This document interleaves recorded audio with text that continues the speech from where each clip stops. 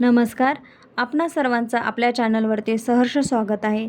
आज आषाढी एकादशीविषयी माहिती आणि तयारी, वारीविषयीची माहिती दाखवण्यात आली आहे. आशा आहे, अपेक्षा आहे ती आपणा सर्वांना आवडेल. आवडल्यास लाईक करा, शेअर करा, सबस्क्राईब करा. आषाढी एकादशीची विषयी माहिती. आषाढी एकादशी ही भगवान श्री विठ्ठलाची सर्वात महत्त्वाची एकादशी मानली जाते. या दिवशी महाराष्ट्रासह देशभरातील लाखो वारकरी पंढरपूर येथे श्री विठ्ठल रुक्मिणीचे दर्शन घेण्यासाठी येतात. संत ज्ञानेश्वर महाराज, संत तुकाराम महाराज आणि इतर संतांच्या पालखा पंढरपुरात पोहोचतात. त्यामुळे हा दिवस भक्ती, श्रद्धा आणि समतेचा महान उत्सव म्हणून साजरा केला जातो. विशेष महत्त्व.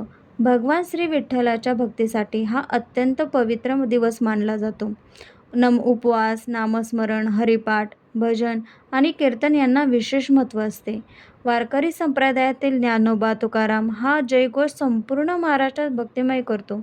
संतांच्या शिकवणीनुसार प्रेम, समता, सेवा आणि मानवतेचा संदेश दिला जातो.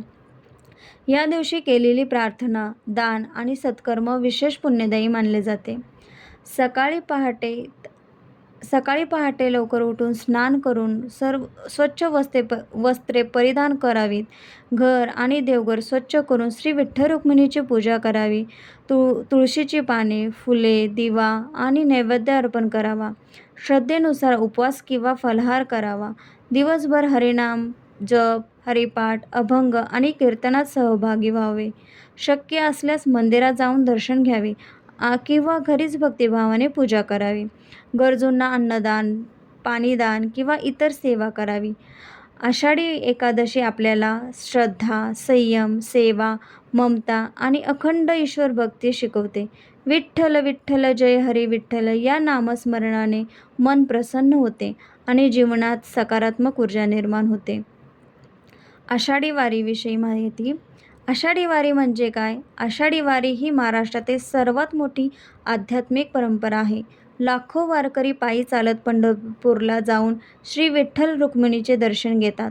संत ज्ञानेश्वर महाराज आणि संत तुकाराम महाराज यांच्या पालख्या या वारीचे प्रमुख आकर्षण असते. वारीचे महत्त्व. वारी विठ्ठल भक्ती आणि नामस्मरणाचा उत्सव, समानता, बंधुभाव आणि सेवाभावाचा संदेश, संतांच्या विचारांचा प्रसार, शिस्त, संयम आणि सामूहिक जीवनाचा अनुभव, महाराष्ट्राच्या सांस्कृतिक आणि आध्यात्मिक परंपरेची जतन. वारीची तयारी. दररोज चालण्याचा सराव करणे, हलके व आरामदायी कपडे आणि चांगले बूट, चप्पल वापरणे, पिण्याचे पाणी, औषधे, रेनकोट आणि छत्री जवळ ठेवणे, साधा व पौष्टिक आहार घेणे, दिंडीचे नियम पाळणे आणि स्वच्छता राखणे, सतत रामकृष्ण हरी किंवा ज्ञानोबा तुकाराम नामस्मरण करणे. आषाढी वारी ही केवळ यात्रा नसून श्रद्धा, सेवा, समता आणि भक्तीचा महान सोहळा आहे. विठ्ठलाच्या दर्शनासाठी केलेली ही पायी वारी प्रत्येक वारकऱ्याला आध्यात्मिक आणि समाधान आणि जीवनाला नवी प्रेरणा देते. रामकृष्ण हरी माऊली. हरी जय जय रामकृष्ण हरी जय जय.